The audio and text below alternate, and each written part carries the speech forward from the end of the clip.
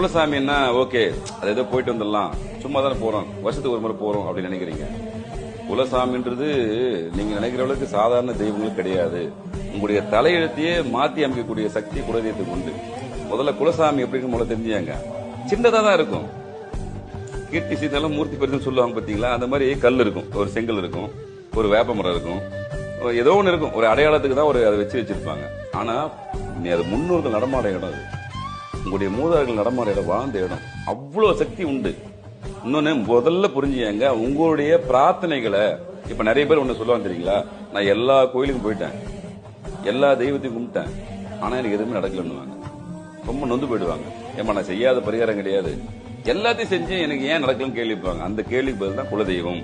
உங்களுக்கு குலதெய்வ அருள் இல்லை அப்படின்னா உங்களுக்கு எதுவுமே 100% நடக்காது. ஃபர்ஸ்ட் குலதெய்வத்தின் ரொம்ப மஸ்ட்.